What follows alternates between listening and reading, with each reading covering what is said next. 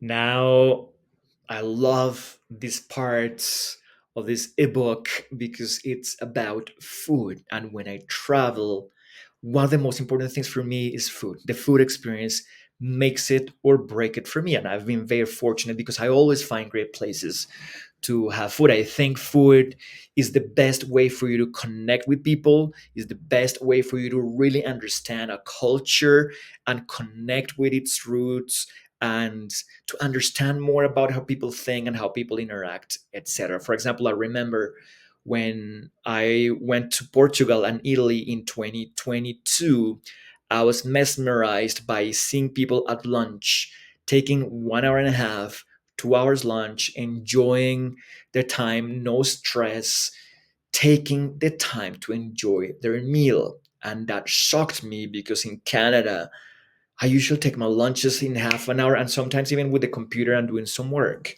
right? So make sure that you really enjoy your dining experience. In this chapter, we're going to be talking about that. So ordering food and drinks. Let's start initiating your order, right? So when you arrive at a place, right, the best way for you to ask, depending how many people you're with, if they have a table for the amount of people that you're with. So, for example, can you secure your base with una mesa para dos, por favor? So, or if you have a reservation, and then you can say something like, reservamos una mesa para 4 personas.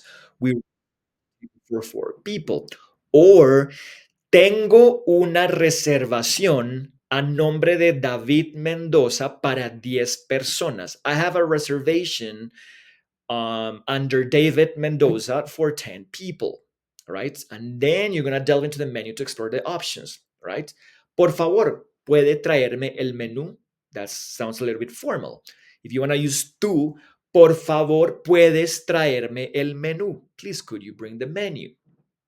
And then always, or at least this is something that I always do when I'm kind of unsure about what I want to try, I always ask the server for their recommendation. And it never disappoints because they know the menu, they have tried it out, and they're locals, right? So they want to encourage you to try good stuff. So, no estoy seguro, ¿me puedes recomendar el especial de la casa? I'm not sure, can you recommend the special of the house? All right. Or, ¿qué me recomiendas? Buenos días, señor. ¿Qué va a pedir o qué va a ordenar? Good morning, sir. What are you going to order? No estoy seguro. ¿Qué me recomiendas? I'm not sure. What do you recommend? Right? Another example here. ¿Me puedes recomendar un vino para acompañar la cena? Acompañar is to go with. Acompañar is like to join, but so for example, joining someone, but in this case, to accompany is to go with. So, can you recommend a wine to go with dinner?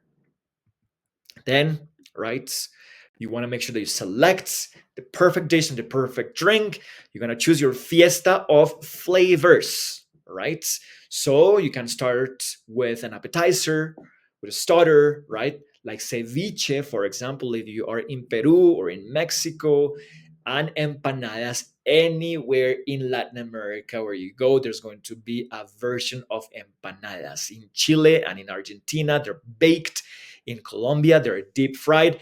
I'm biased, as you know, I'm Colombian born and raised, and I'm biased, but they're deep fried. I think that crunch that the dough has when you bite into it, I think it's phenomenal, right?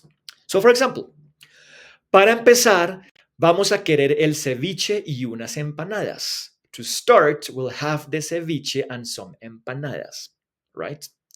You can adjust here. So you can say, para empezar, quiero el ceviche y las empanadas. For to start, I want the ceviche and the empanadas, right?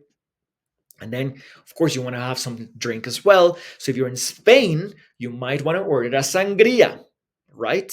So you can add a jarra de sangria, sangria jar or pitcher, as you will see in the vocabulary in this section. Or limonada. For example, in Colombia, I see that for the past, I'm going to say 5, 7 years, limonada de coco, coconut lemonade, has become very popular and is absolutely gorgeous. So if you go to Colombia, make sure that when you have your meal, if the place offers that, that you try a limonada de coco. Okay. So for example, quisiera una jarra de sangría y una limonada, una sin hielo, por favor.